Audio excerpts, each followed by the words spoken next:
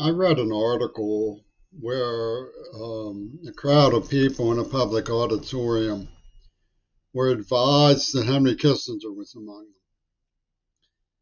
them. And sat there, they all stood up, reportedly, turned to him and applauded him. This century old warlock with bow like rumbling voice. Leapfrogged his oligarch Vizier over to see that wild and crazy guy, Vladimir Putin, in the Ukraine.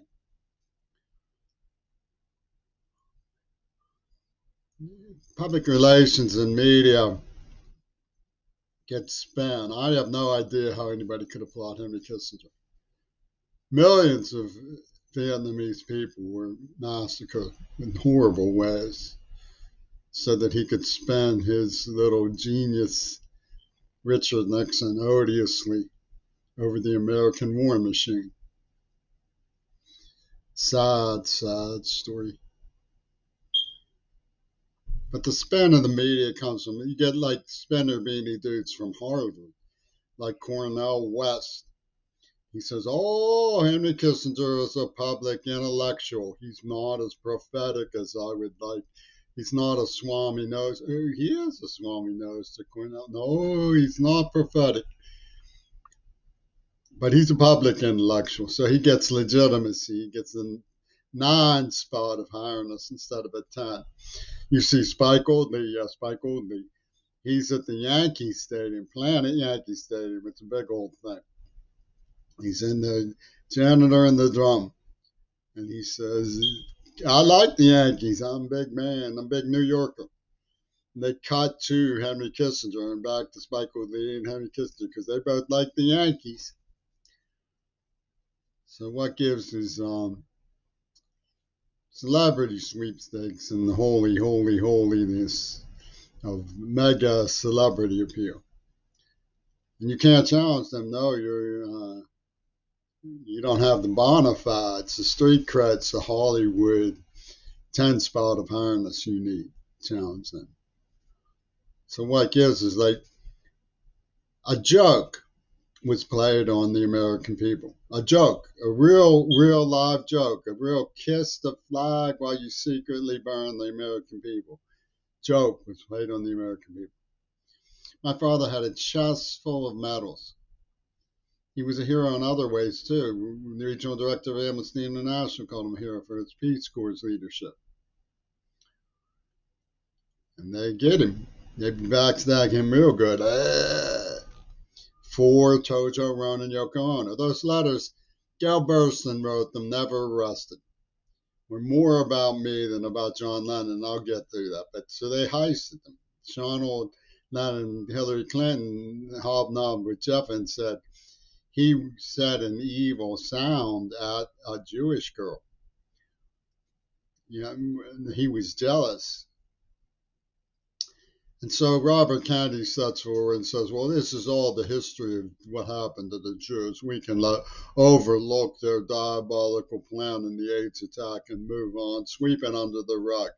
Well, we complained about vaccines instead of the real origin of COVID, which is a bonus attack from the spinner beanie people. So the way I see it, it's hard to find a comparison in history. You know, like I don't want to compare USA to the Third Reich overtly. I mean, our sensibilities are a little different. But like the Weasler people, the Hitler people, they threw burned notes of people who were actually loyal Germans that served in World War One because they were Jewish. So they didn't get the missile information from Einstein's relativity. And that's where the comparison really does exist. There's a certain fabric of special theory of relativity at work in the way Lennon and Ono pulled this. They talk about one of those spastic publications, parallel universes and plastic realities. And so they just pulled a huge experiment in misinformation. And John Lennon, in this parallel universe, in this plastic reality, he's supposedly dead. And that's the way the real the film goes. When the real their dreams unroll. So we have this terrorism coming from the invisible man. And the special theory of relativity is how can you understand something you've raised and taken off the face of the earth? Public intellectuals aren't going to deal with it, but people who are academics should be strong enough and qualified enough to admit that there's evidence, because it's pretty serious evidence from the cinema world and their theories. Really, it's really very, very serious evidence. I found that and can show you. So we have to deal with this. Now, what did these? You go to Harvard. That's funny. Let's talk about a legitimate school like Worcester. Uh, yeah, half a dozen community colleges, but no, no. Let's talk about Princeton. Yeah, you go there and you get these spinner beanie dudes, and they come trot, trot, trot with the women. The future FBI and Republican Party. They're so smart. They wear spinner beanies on it each ear, and they can't figure out what the letters say. They can't figure out what the letters say. You should read them to them, show them to them. You use a magnifying glass on them, and they can't comprehend what the letters say. But they all, when asked why, they all have the same answer. They say, Jimmy could have figured it out, and Reagan didn't know. Okay, so Harvard over here, Stanford over there, Carnegie Mellon University at the top. 1, 2, 3. Jimmy couldn't figure it out. Jimmy would have had it, could have had it. Baz would have had it. Reagan didn't know. 1, 2, 3. Jimmy could have figured it out. Baz would have had it. Reagan didn't know. Clap, clap, clap. Your tassel's hat. You get a glossy graduation certificate known as a diploma. And you can go work with public intellectuals like Henry Kissinger and Cornel West now. How about that? You're bona fide. You got crud. You sit these geniuses down and they can't figure out a word of what the letters say. Not one word. They literally cannot comprehend them. They're adults with spinner beanies from each other's alma maters.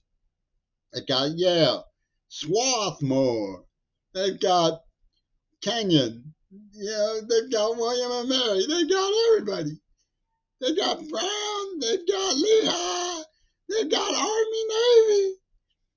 Boy, Texas A&M.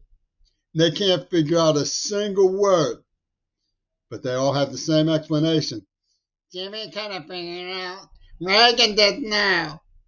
It's ridiculous, but it's sad and scary because of what the letters say. Adults can't figure them out. But a 9-year-old who they spattered with Michael Reagan's favorite scene and tortured and humiliated and drove into a closet in terror could have figured out. Don't say like Anne Frank. Don't say like Anne Frank. That's cultural misappropriation. Son.